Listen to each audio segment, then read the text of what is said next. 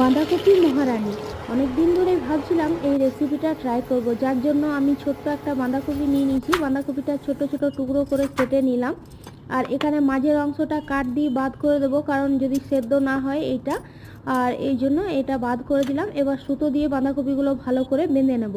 ওদিকে আমি জল গরম হতে দিয়েছি, তার মধ্যে নুন হলুদ দিয়ে বাঁধাকপিটা সেদ্ধ হতে বসিয়ে দিলাম। আর এখানে জিরের গুঁড়ো আর কিশমিশ, কাজু, একটা কাঁচা লঙ্কা, টমেটো আর টক দই দিয়ে একটা পেস্ট বানিয়ে নিলাম। এদিকে বাঁধাকপিগুলো সেদ্ধ হয়ে যাওয়ার পর জল ছেঁকে নিলাম। তারপর ভালো করে এগুলো এপিট ওপিট করে লাল লাল করে একদম ভেজে নিলাম।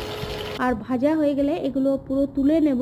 তারপর যে অবশিষ্ট তেলের মধ্যে কালো জিরে ফোড়ন দিয়ে হলুদ আর একটু নুন চিনি দিয়ে এই মশলাটা ভালো করে ভেজে নিয়ে একটু জল গরম দিয়ে ফুটে এলেই এই বাঁধাকপি ভাজাগুলো এর মধ্যে দিয়ে দেবো। ওপর থেকে একটু গরম মশলা ছড়িয়ে দেবো।